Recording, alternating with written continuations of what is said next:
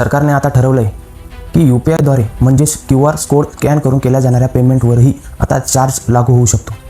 6 August 2026 रोजी सरकारने लोकसभेत या संदर्भात एक बिल मंजूर केल्याचे सांगितलं जात आहे. सरकार असं का करत आहे हे समजून घेण्यासाठी आधी आपल्याला MDR म्हणजे काय हे समजून घ्यावे लागेल.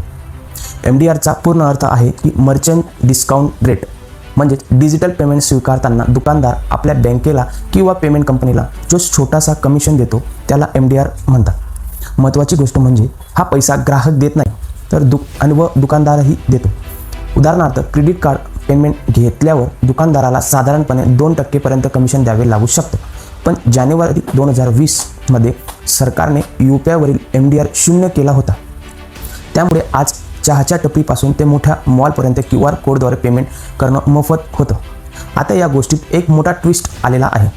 जून 2025 मध्ये UPIवर चार्ज लागणार असल्याची बातमी आली होती. त्यावेळेस सरकारने स्वतः पुढे येऊन हा दावा पूर्णपणे खोटा व आधारहीन आहे, दिशाभूल करणाऱ्या असं सांगितलं होतं. पण त्यानंतर सुमारे 14 महिन्यानंतर सरकारने लोकसभेत या संदर्भात बिल आणलेले आहे. मग या 14 महिन्यात असं काय झालं की सरकारला आपली भूमिका बदलावी लागली?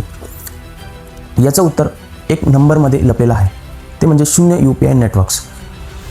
UPI नेटवर्क्स चालवणाऱ्या कंपन्यांना UPI व्यवहारामधून थेट कमाई होत नाही. फोनपे आणि गुगल पे सारख्या कंपन्या प्रत्येक व्यवहारासाठी त्यांना सर्व्हर आणि सुरक्षा आणि इतर तांत्रिक खर्च करावा लागतो, पण त्यातून त्यांना थेट कमाई होत नाही.